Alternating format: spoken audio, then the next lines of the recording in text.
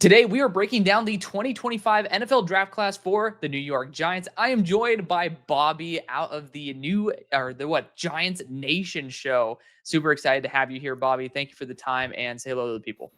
What's going on, man? We've people don't know we've been playing tag for like 2 weeks straight. I think we've changed the date on when we were doing this like 7 different times. So We have, it but was it was good when it hit 5 o'clock on Friday. It's like, all right, we're here, no cancellations, let's do it. let's do it. So, obviously, it was because of just my stupidity for half of it, but we're Well, then we're I here had now. the other half of it. So You know what? We balance each other out then. But now we're here. And with the number one overall or number three overall pick went Abdul Carter. And a lot of buzz about this being Shadur Sanders for damn near months. And that stressed me the fuck out for y'all. I was like, oh no, is this going to be a desperation move or is Joe Shane going to do the right thing and go after the best player available? I think we're both happy that they went the best player available. Abdul Carter, super high ceiling. He's just somebody that you are going to want on your team for an extended period of time. And with KT, also former high school teammate, Oaks Christian, shout out to Oaks.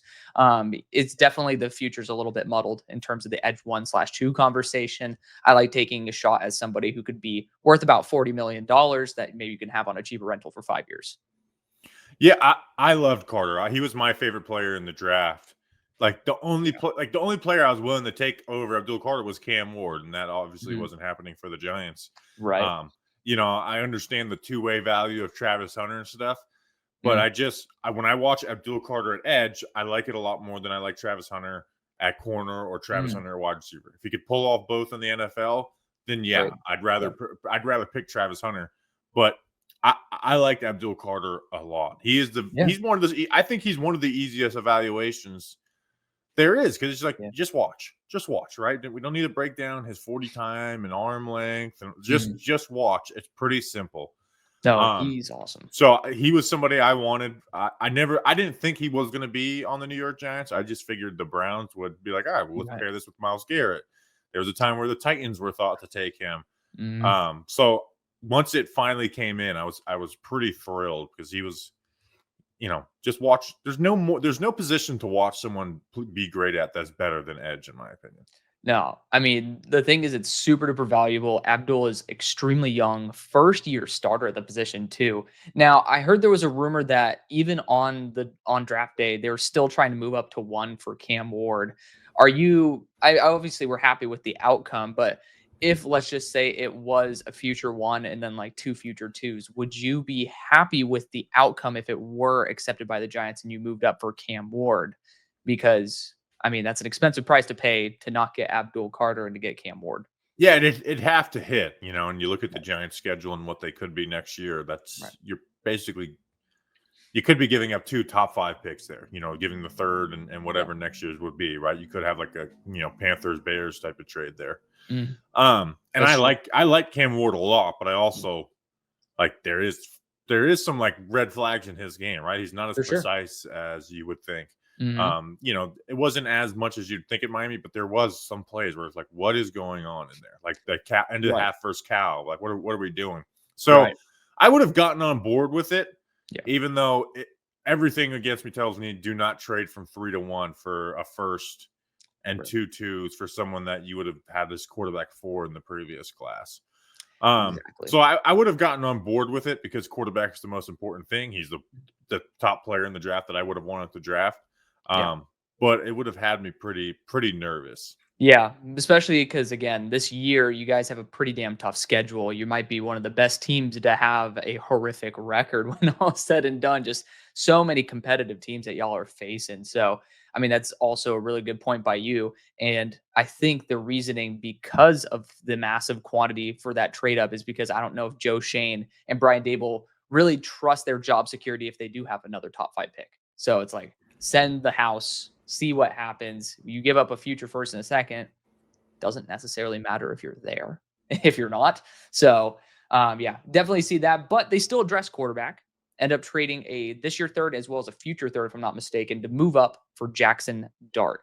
Now, you and I are both not the biggest fan on earth of Jackson Dart and holding back reservations, but this does work really well with Brian Dable. I think that there is certainly a future there. And I heard that there were rumors that the Saints we're looking to be able to move up for Jackson Dart as well because he actually fits Kellen Moore's system quite well. So, do you think Jackson Dart, probability wise, will be getting legitimate future starting potential, or is this going to be somebody that is going to essentially be more of a nepotism pick based on the pick value and then have to start because he's a first round pick? It'll be interesting because they have Russ and Jameis Right. both, right? So they can even if they want if they get to a point where they're 2-7 and they want to bench Russ, they could use Jameis as like a couple game buffer Right. and then see what you get out of Jackson. It's hard to project a plan though when you have a regime that like It's their unstable. jobs are on the line. This idea Right. that they're not on the hot seat is BS to me. Their jobs are on the line. And we've Absolutely. also seen them be very reactive in how they've handled personnel decisions, whether it's, Mm, keeping Tommy DeVito in over Tyrod Taylor, yeah. skipping over Drew Lock, who was QB2 all year for Tommy DeVito, even though Right. Drew Lock not playing doesn't make me mad at all. Where Tyrod, it did. Right. So, like, that's where my worry is with Dart. But here's the thing in Giants land pre-draft.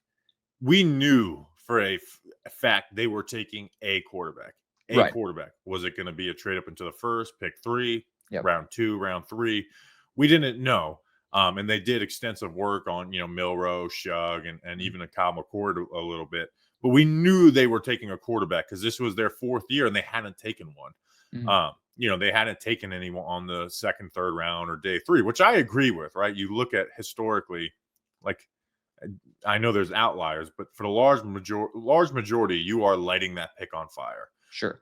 Because you have guys who are worth first round picks, and you have guys that are a little not really worth first round picks, but they Mhm. go in the first round because it's quarterback, and that's the Jackson Dart category, Right. in my opinion. So they went up and they got Jackson Dart again. Like Jackson Dart's got pretty good talent. Mhm. I compare him just talent wise to Dak Prescott, which is like it's not the best in the league, but also Sure. we're not really talking about how his Dak's arm or legs are holding back Dallas. Sure. It's just you kind of have to rework everything that is Jackson Dart. That offense is, 7 free access hitches in a game. It's very first read or bust, for Right. better or worse. There's times where he's throwing the ball, 40 yards down the field on a first read easy throw, and then there's times where the first read is not open and there's really no outlets for him to hit. So Mhm. there's no protections set by him. Right, anytime there was some Right. blitzes, that Ole Miss's offensive line was missing them all the time because they weren't really ready for those types of things. So Mhm. you have to rework it. There is talent there with Yeah. Jackson Dart, and Brian Dable wanted him. So I will say I'm happy that they got the quarterback that they thought was best that they could out Right. because they couldn't get Cam Ward. So I guess I'd prefer that than like a Jalen Milrow, which again, Okay. I understand Jalen Milrow is extremely talented. Yeah. If they took him in the 3rd round, I would have been okay with it. Mhm. But when you watch Jalen Milrow, you're like, this is a bad quarterback. If you pick him, you are probably getting a bad player, and this Mhm. pick ends up turning into nothing. So I'm at Yeah. least okay with them getting their pick of the litter for the quarterback class. Mhm. And they didn't give up a ton to do it. I'm still not a fan Right. of trading up into the first for Jackson Dart because I'm not worried about getting fired. I'll be here whether Joe Shane and Brian Dable are. Right. Um, so I'm able to have more patience than them. Mm. But I'm glad they didn't give up a ton. They gave up their second, the pick 99, a comp, and then Yep. next year's third. Yeah. I mean, the fact is, like, fits matter arguably almost more than pure talent after a certain point. And if Dable really thinks Jackson Dart's the one to work for him, then I mean, the talent floor is there. And I mean, he is an SEC veteran. So it is very, like, he's been trained. He was a USC kid too, correct? Like, Yeah, 1 year, and then they brought in Lincoln and Caleb. right. So it's just like obviously he's come from some pretty prestigious programs. So good foundation in terms of talent right there. And then you bring him on to a system where they believe in him. And, when someone's job is on the line and you're the one to save it, that's a lot of faith that you're putting in a kid, especially when you're trading up for him. So this wasn't like some 3rd round pick like you were talking about. I'm hoping for the best. I didn't have the biggest grade on Jackson Dart. I'm hoping that's incorrect. And I'm hoping that it ends up working out because I mean, you don't really want to have another top 5 pick. Maybe next year, if you get a better quarterback, that'd be kind of hype, but sucks losing out on 1st round picks. But let's jump all the way to the third round. Darius Alexander. For me, this was one of my favorite picks because you saw him in Mobile as well. Even though he's a little bit older, even though he just broke out in that final year, this guy was a menace. I mean, just nearly impossible to block. And then you add him to a defensive front that some people already considered with Abdul Carter to be the best in the NFL. I know that at least was considered that top 10 to top 5 range. You drop Darius Alexander in, who, in my opinion, outside of age, had that first round immediate talent. Again, age would drop that. And I think you do get yourself into that category where if you say this is the best defensive line in the NFL, I'm not going to be the one to tell you you're incorrect. What were your thoughts on the pick? And maybe there were some other guys you're looking at. Well, you mentioned the Senior Bowl, dude, and you go into the Senior Bowl, you do prep on guys, and then you watch the Senior Bowl practices, and then you go home and you say, who are the first players I'm going to watch? Because those guys had a good Senior Bowl. Darius Alexander was the first guy I watched. I date every report. Mine for his is February 2nd, 2025, the Sunday after the Senior Bowl. Now, I didn't love him as, like, when there was talks about him going at pick 34 when the Giants owned that. I wasn't really a fan of that, even though I kind of hate the way the board, and I did an exercise after the draft. Like, who would I have taken if the Giants sat at 34? I'm like, kind of every guy I had there as a target ended up going before there. Ooh, okay.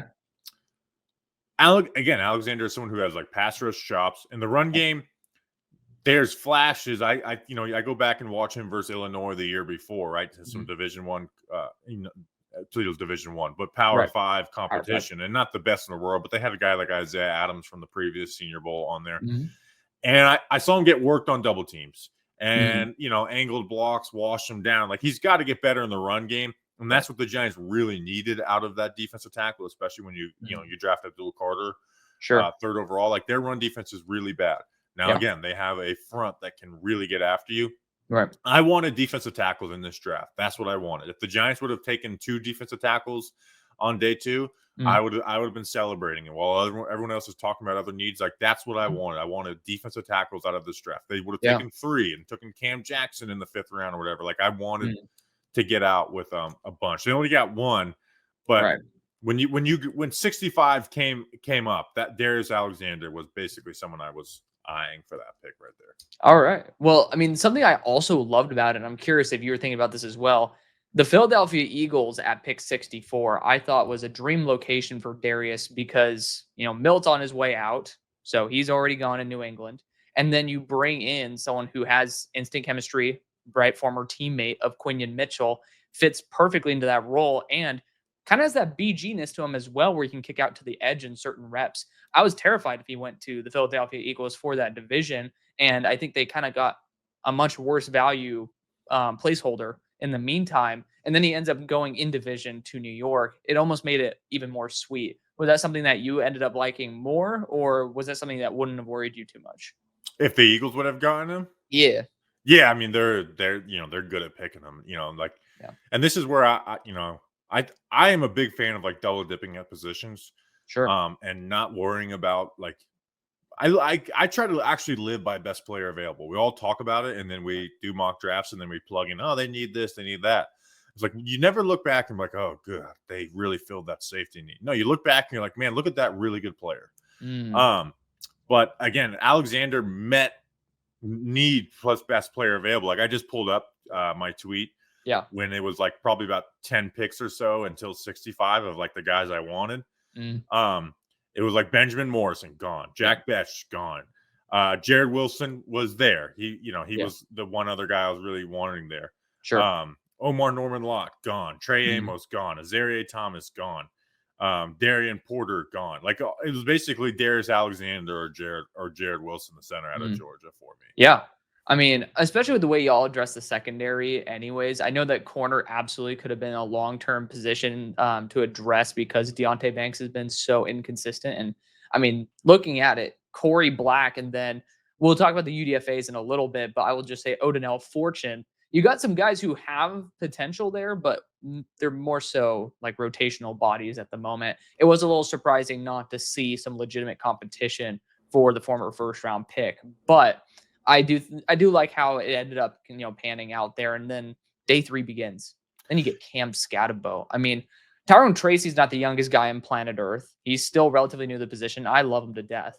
But the NFL thrives on either the elite bell cow backs, which I love Tyrone. I don't think he's an elite bell cow back, but it also thrives on very, very, very damn good rotational committees. And I think Scatabo complements Tracy very well.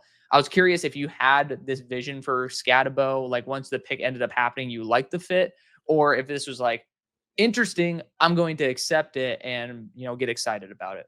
Well, the tweet, referencing tweets I had from the draft. Yeah. I went to bed on Saturday with the tweet. Actually, I didn't go because I had to do the Alexander video. But I put together a tweet at like 11:30 or whatever it was. And it's like, Yep. I was like, Scatabo would be the most fun pick at 105, but I think I'd go Marcus Bow. Well, they ended up getting both of them. That's crazy. Scatabo, I went watching him. You watch him in the playoff games, right? Because I'm not someone who watches college football every weekend. Sure. And I'm like, this is fun, but like, that doesn't look like a guy who's going to be an NFL back. But Right. then I put on his film, like kind of with that preconceived notion, and I was like, dude, he just breaks tackles, right? He knows how to attack the shoulder of whatever tackler. He just breaks tackles, and he creates explosives like that. He gives you more receiving value than you would think. Where like I kind of fell in love with Scatabo. Yeah. So I really like that. And again, I wanted him or Marcus Bow at that round 4 pick, and they got both of them, right? With Bow. Incredible. Bow is, again, another guy with red flags. Mm. Can he handle NFL strength? It's a huge question mark. And Right. you don't fix that by just slotting a guy inside. But he's the longest video breakdown I've ever done of a player who was not a quarterback. Wow. Because I just feel like he is that like advanced as an offensive lineman and some of the things that he does in every aspect, whether it's picking up the blitz, pulling on the backside of outside zone. Like he takes he is just 2 steps ahead of defensive linemen on every single play. Now, again, you see a guy like Jack Sawyer get in his chest and boom. And I'm not a big Jack Sawyer fan, and say, what happens to the NFL? And that obviously we could talk about great value in the 5th round. But if he's not a good player, he's not a good player, no matter where he gets taken. Absolutely. So there's those question marks, but I think he is too smart to not figure it out at some type of starting level in the NFL, and getting that in the 5th round at offensive line is awesome for me. You did an amazing transition to Marcus Bow, who is a friend of the show. He was actually one of the first players we brought on this past year. So super excited for that. Shout out to my boy right there. But he didn't wear a seatbelt in the interview I had of him on the show. I didn't even pick up on that. All the damn subs were just dropping that. But hopefully he wears a seatbelt a little bit more often in New York. Granted, probably don't have to too much. The traffic's really slow. But regardless, Marcus, the thing I thought about him coming into the year, because he was a first-round quality player for me coming into the year, and like it's just most recently that you started seeing a lot more of the deficiencies get exposed in terms of the anchor with the power, like you're talking about. And then you see the 32-inch arms as well.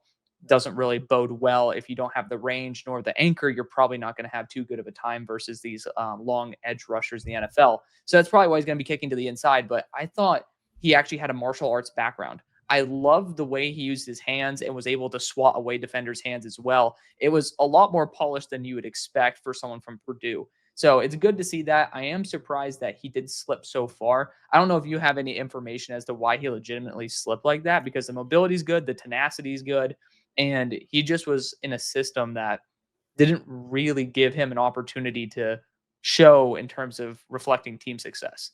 Yeah, and again, the strength is like an issue for him to not be as high as maybe someone I thought. But the 5th round, and it's not the first pick of the 5th round either. The Giants traded that away.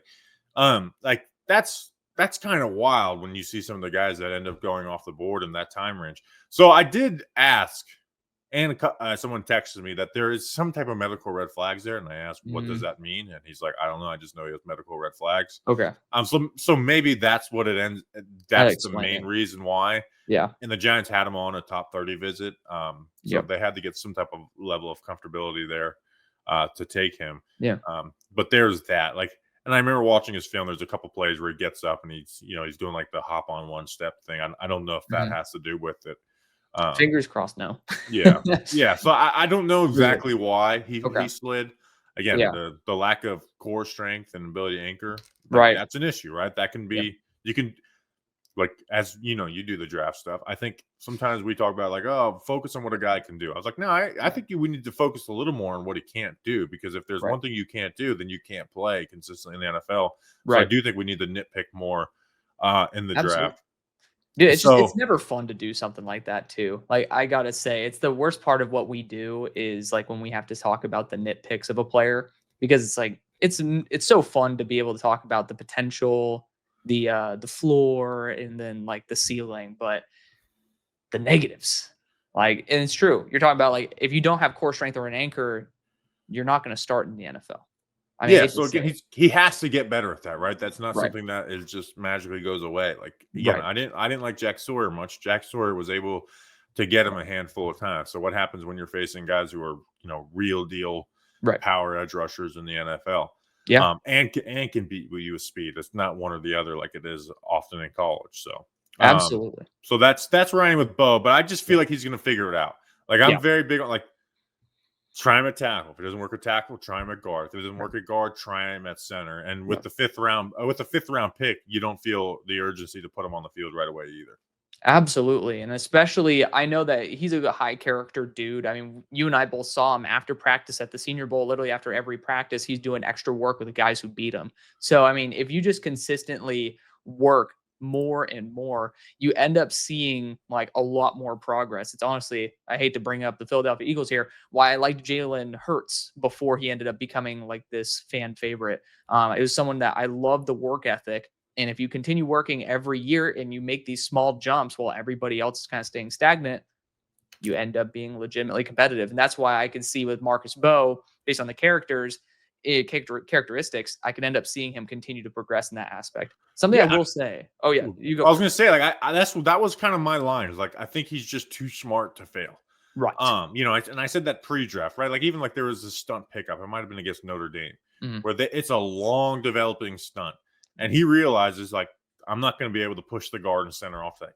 He slides behind all of them and is ready to pick up the stunner like a running back, I picking up love blitz that. protection. Yep. So there's that. Like, and when you watch his film, I got the interview him at the Senior Bowl. For at the Radio Row, but also Mhm. it's just like you watch his films, like, okay, this is clearly someone who you're not worried about the work ethic, because this is Right. type of stuff that, like, 4-year, 5-year NFL vets start to get down at some point in their career, and Right. you're getting it down as a college player.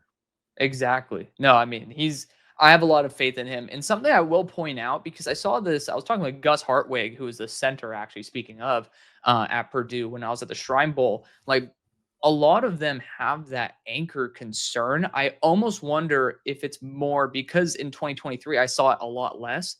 I wonder if it's a little bit more the offensive line coaching there that could lead to it popping up more than maybe it will in the NFL. I'm hoping that y'all still have the Raiders' former offensive line coach, correct? Yeah, Carm Yeah. Braceau, yeah. Yeah. So, I mean, of all people, I really trust him to be able to develop offensive line talent. I wonder if we're going to be able to see a bounce back or a progression back towards the mean, so to speak, when it comes to his anchoring ability. Fingers crossed on that. But we did see in Mobile, there was still some deficiencies there. Regardless, let's talk about Thomas Fedone, who we also got to see in Mobile. He is, I called him, I think I call him a Flintstone. Like, the way he ran was just so unique. He literally looked like he was from the Flintstones. And it's a seventh round pick. It's a receiving weapon. But it was one of those picks that I wasn't really wowed by. I Yeah, assume you were in the same boat. there's got to be a pick that you like the least in any draft. I think Sure. Fedoni was that for me. Yeah. Again, like you said, it's a seventh round pick. Um, he has like the high school ranking pedigree, like the line that keeps on is like higher rated than Brock Bowers in that Yeah. class, but he got injured a couple of times. Right. But he's got size, he's got some straight line speed. You saw every once in a while that Nebraska would get him on a crosser and you'd be able to see it. I actually don't think he makes this team with some of the tight end depth the Giants have. But he has size, straight line speed. He catches the ball away from his frame. Right. Blocking is kind of, it's not great. It's not the worst you've ever seen, but it's not great. I'm going to transition for you. Corey Black, the corner of Oklahoma State. His film is rough, dude. He Yeah. is athletic. Like, and when Mhm. you see him play, when he's got his eyes forward and looking at the quarterback, like Mhm. he can make some plays. Like, I even looked up some stats afterwards. I was like, this guy had some like pass breakups and stuff. Oh, I yeah. think A lot of them. um like he had like one of the best like forcing completion rates in the class. Hmm. Like I think only Trey Amos might have been better than him in that category. Yeah. Now, again, you put him in man coverage, he is it just we talk about Bo. It's like you can clearly see this guy just has the mental part of the game down. Hmm. Black doesn't have that I agree. right now. But Yeah. again, it's a seventh round, late seventh round pick, right? It's one of Right. the last seventh round picks that was it was with like 10 picks to go. And to find that athleticism at a cornerback spot where that's the prerequisite is the athleticism to Yep. work with. Like I think at worst you get a pretty damn good special teams player for you For sure. for a couple of years. But I was he was somebody I watched pre-draft because the Giants did a top 30 visit for Yep. him, and I was like, okay, this guy like for someone who's projected to go in the 6th or 7th, like this guy can actually move a little bit. When he's got his Yeah. eyes forward, he can make some plays. Like um I had him as a 6th rounder, but I'm looking up what too. I said Giants 7th round corner Corey Black's 9 pass breakups was the second most in the class. Mhm. Owned the Trey Amos. He was tied for the most forcing completions with 13. And you Yeah. got that guy in the 7th round. Like I feel like with that, with the athleticism, he's got good size too, 6 foot, over 31-inch arms, Right. 192 pounds, ran a 4.35 40. Like Mhm. again, I'm not sitting here predicting Corey Black's gonna be good, but those are like the kind of 7th round picks that I love.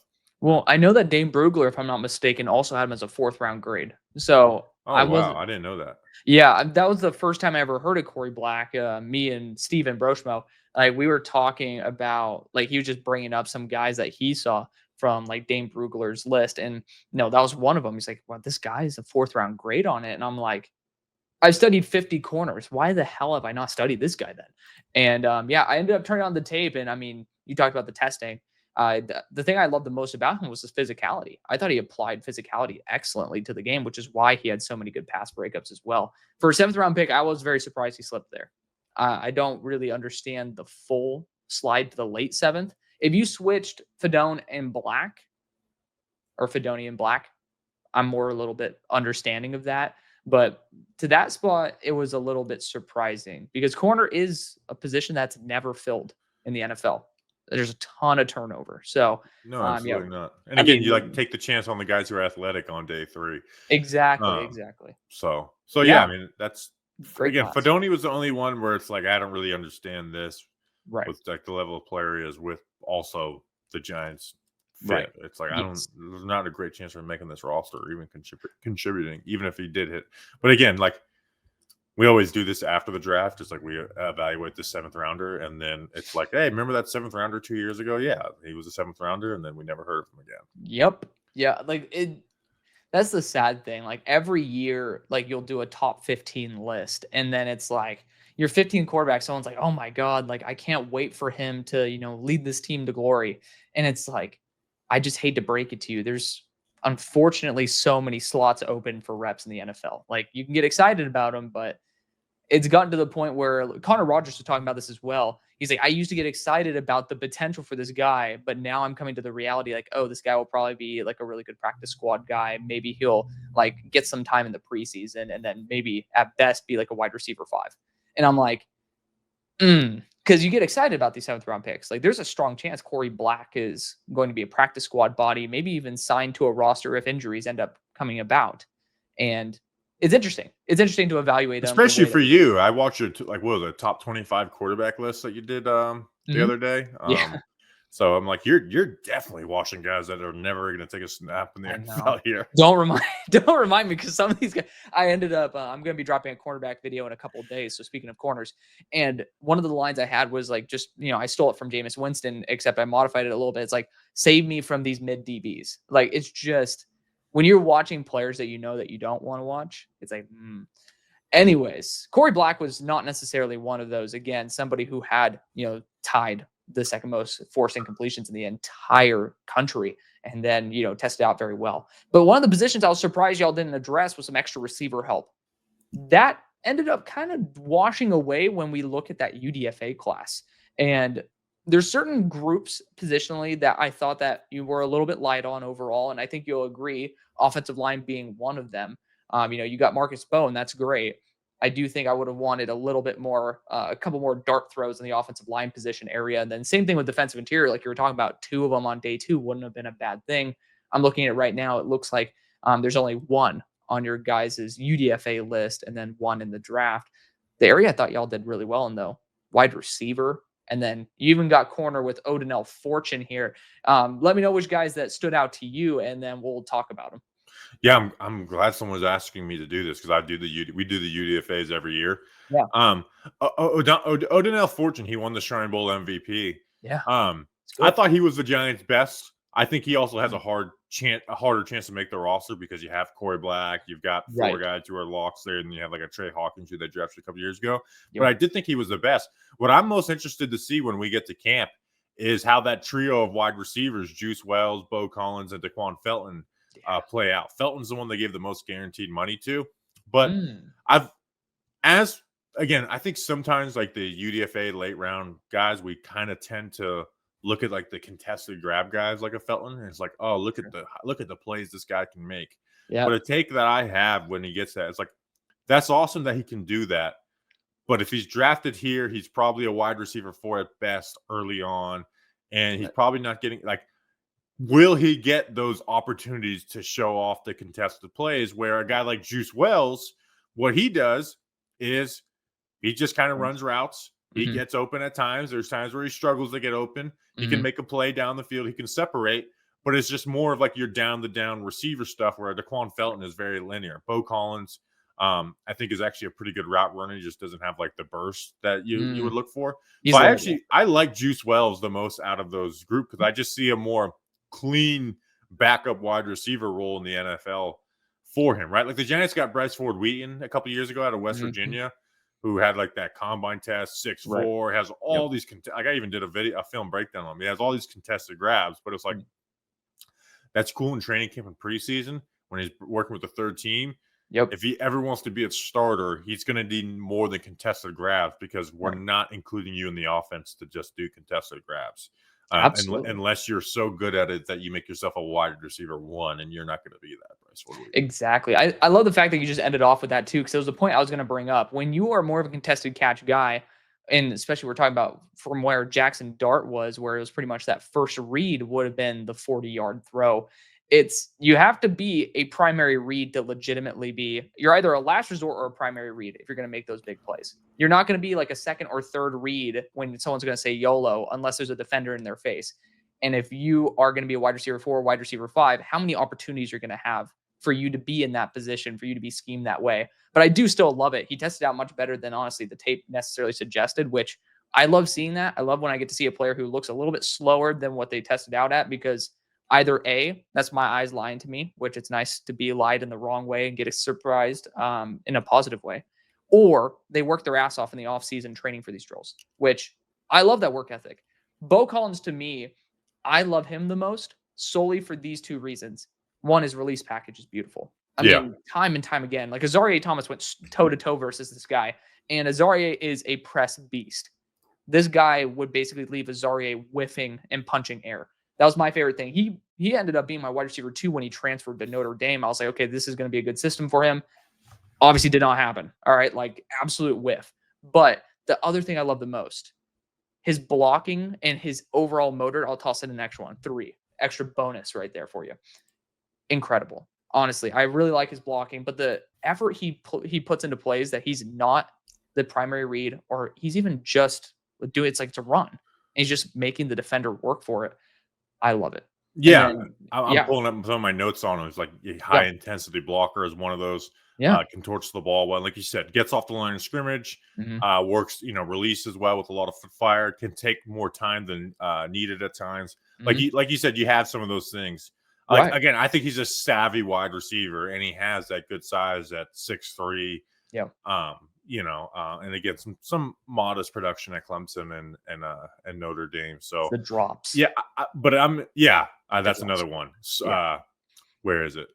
No, it's that's sorry. I'm looking at Juice Wells. It was a lot. No, I mean, has legit drop problem. Like it was really, really bad. So, but I'm excited for training camp for Juice Wells, Daquan Felton, and Bo Collins. Just like one of you guys win me over. I don't have strong enough takes to pick, stick and pick with you at through all of camp. One of you guys win me over.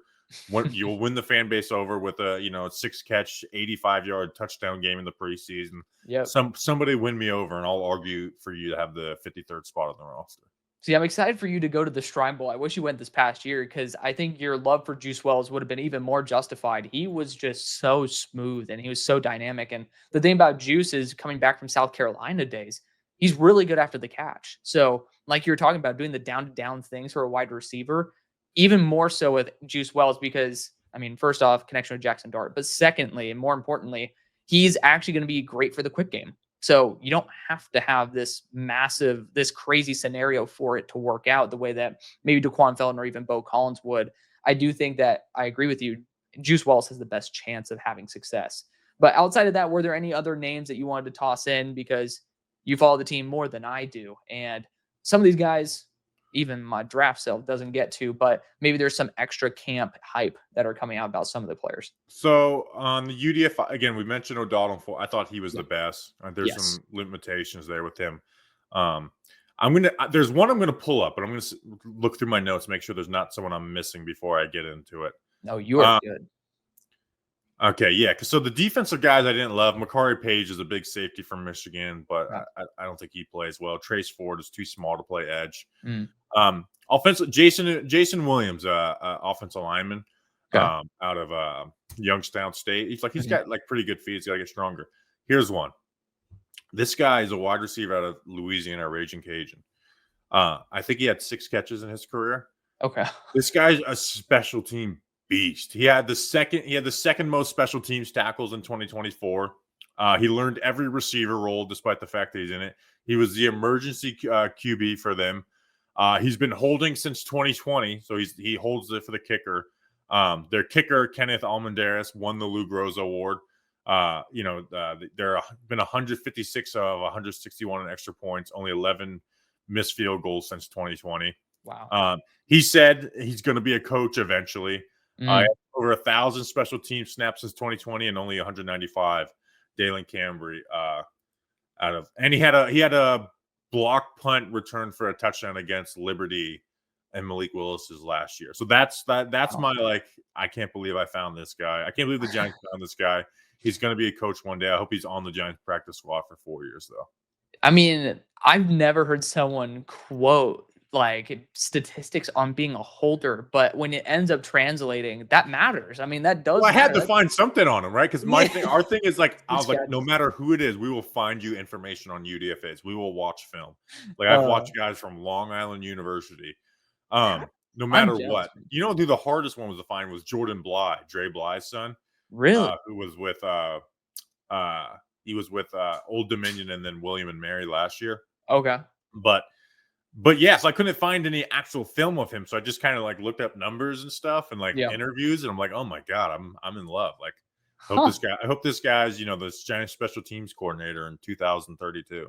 2032. Well, we'll actually revisit this in 2032, and then we'll look back and we'll see when Dalen Cambry is going to be the new special teams coach of the NFL. But thank you for coming on, Bobby. That was excellent, great information, and great conversation. Feel free to plug yourself one more time and make sure that if you guys haven't already followed him, go over and check him out. Yeah, it's Giants Nation Show everywhere you go. Obviously, the YouTube is the biggest thing. I think we are your one-stop shop for all things Giants. I'm doing film breakdowns of every single Jackson Dart throw from his final year. We're reacting to the schedule. We get hyped up. We're even doing a live show in Charlotte, North Carolina next weekend. So I feel like we're your one-stop spot for all things New York Giants. And we like to have fun doing it. So 1 month into the new show, and it's been fun. That's excellent. And I don't know about you. When the draft stuff is over, do you get like a little bit emotional, like about the whole process being done, and like I can't wait for Senior Bowl next year? Oh, I mean, the Senior Bowl? Oh, absolutely. I mean, I'm just like, I just can't wait for the process to start again. brother, I mean, why do you think I'm doing what I'm doing? Yeah, I know, dude. You've kind of like inspired me. I was like, you know what? I'm gonna spend the summer not taking time off. I'm gonna get prepped for next year's class. I wanted to, be bigger and better and stronger next year.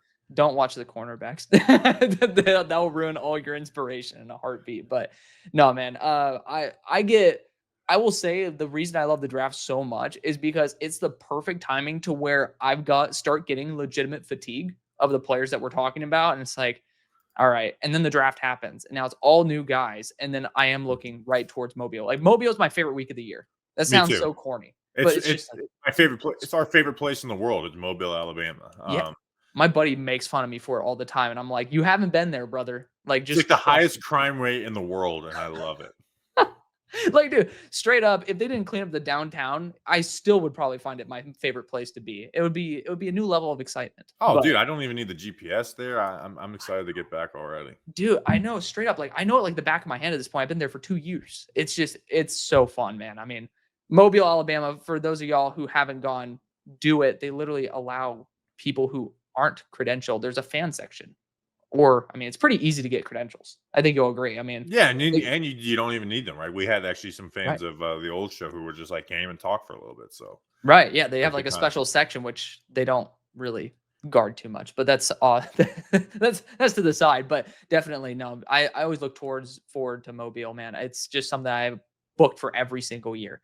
The Combine might be next, but, I'll TBD on that, Can I say but that for someone if you like watching, I feel like the combine is just like a big like talk to people thing. Like you're not right, actually there for what's happening. You're right. just there to talk to people, and that's probably what I'm the worst at in the whole media world is like networking. And it's Yeah. like I don't want to go to just something that's just a networking event, but Right. we'll I see. mean, we'll talk about this off camera, but I know that like Broshmo and I like were kind of the opposite to where I actually really enjoyed the talking stuff, but I need something to distract me. Like I'll get emotion, like social fatigue, and it's like I need to sit back and watch some ball and then come back. Which maybe that's good with the combine, but it's too close. It's too close. I'm gonna Yeah. book the Mobile every year, and then Dallas, of course. I live here, so I mean, Yeah, at least with Indy, you don't have to worry about watching it. Where the Senior Bowl, like I right? had an agent come into, and he was telling me like some good information on the Yeah. Giants and shit that like helped me for the off season. Ooh. But in the back of my head, I was like, I'm trying to watch the fucking It's like, wide "Bro, receiver just one call on me one. after the Yeah, event, guy." yeah, yeah, Like yeah, there's an intermission period, like, let's talk then. yeah. Anyway, enough yapping from us for the camera. Thank y'all for watching, and again, thank you, Bobby, for making the time. I'm glad that we were able to do this, and we'll see you later.